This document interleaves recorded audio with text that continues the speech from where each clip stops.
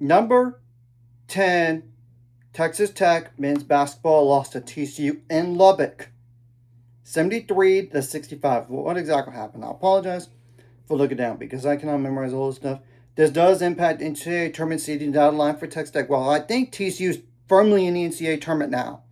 Even despite the bad losses, you can't deny a top 10 win on the road. And I get Texas Tech was down JT Toppin and they're down without him for the rest of the year, but they won 3 straight games prior to this one. I knew Texas Tech was going to lose a game eventually without JT Toppin. It was inevitable. This does also impact the Big 12 standings. TCU's now 20-10 on the year, 10-7 in the Big 12, while Texas Tech is 22-8 on the year, 12-5 in the Big 12. Yeah, they were trying to stay afloat with Houston on being second place in the Big 12 right there, and now they're tied with Kansas in terms of amount of losses right now.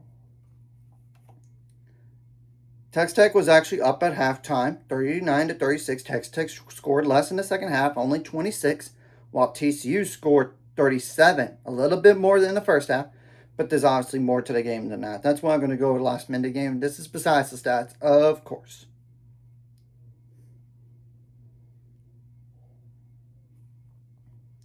Around 46 seconds left, Dominic Atwell made a 3 for Texas Tech, which was assisted by Christian Anderson to make TCU's lead 69-65.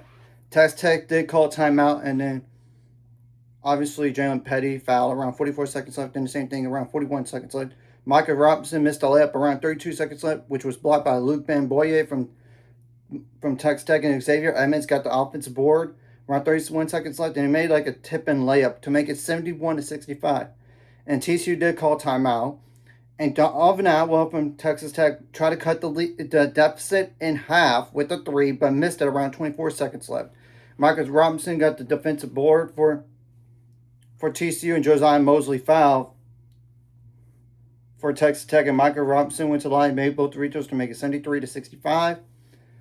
Around 13 seconds left, Christian Anderson missed a 3 for Texas Tech. TCU got the defensive board, and around 9 seconds left, and around 8 seconds left, Luke Bamboye fouled for Texas Tech, and Micah Robinson missed the 1-and-1, and Josiah Mosley got the defensive board, and Christian Anderson missed a 3 around 1 second left. Josiah Mosley got the offensive rebound, but clearly did not get the shot up in time.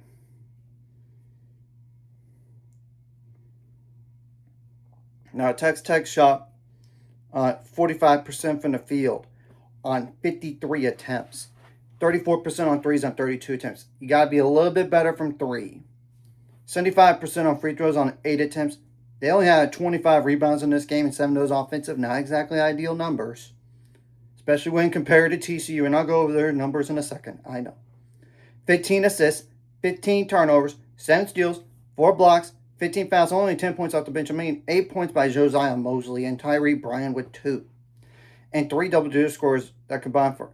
Okay, Jalen Petty had 17 points, while Donovan Atwell had 19 points. So he's 7 for 17 from the field, 5 for 13 on threes. And Christian Anderson got 11 points, but he was inefficient for the game. 4 for 11 from the field, 1 for 7 on threes, and 2 for 2 on free throws. And he's usually a guy that's closer to 20 points per game. And only one player scored 6 or more points in this game was Josiah Mosley, and I went over his numbers with 8 points. And TCU actually had the same amount of bench points, as in 10. Latarius Levicius, Leviccius, he had 6 points. And Turner Toulson had 4 points. 3 double-digit scores for them, and that combined for Xavier Edmonds had a double-double in this game, 20 points and 12 rebounds. He deserves the game ball, without a doubt. Michael Robinson with 15 points, and Jaden Pierre with 14, so that's 34 plus 15. That's 49 points, and 3 players scored 6 or more points this game. David Punch had 6 points, and he did have 10 rebounds, by the way. So he did impact in that area. Brock Harding with 8 points, and then Latarius obviously had 6, so 20 points right there. And TCU shot the ball better from the field, 47% on 60 attempts, so they took 7 more shots, and they were still more efficient. 35% on threes on 20 attempts. 2/3 on free throws on 15 attempts. Down the line, that might hurt you in the NCAA tournament, TCU. I'm just saying. And same thing goes for the Big 12 tournament. They did dominate the boards. 39 rebounds, 16 offensive. Yeah, when you get that big of a rebounding margin, it's pretty hard to lose. 11 assists, 12 turnovers. They had 10 steals. They didn't have any blocks, though, and 13 fouls. Now I'm going to go to the points out turnovers, points in the paint, fast break points as well. Points out turnovers did favor TCU in this game. 18-11. Fast break points favored Texas Tech 6-4. Points in the paint favored TCU though, and it was not even close. 38-22. Besides the Big 12 tournament, what's the last regular season game here? Well, Texas Tech, your next one is not exactly an easy environment. It's BYU on March 7th. Though BYU's gettable, the defense stinks. And they've lost the last 8 out of 12 games prior to tonight. And who knows? They might even lose to Cincinnati on the road, too. That's a possibility. Because right now, as of recording, BYU is trailing 17-8. Now, ironically enough, what's the next game for TCU? Well, they're going to play against Cincinnati, who's currently up on BYU. And luckily, that game is in Fort Worth and not like at Cincinnati on March 7th. If you lose that game, that could hurt you a little bit, given that Cincinnati is fine for the NCAA tournament lives.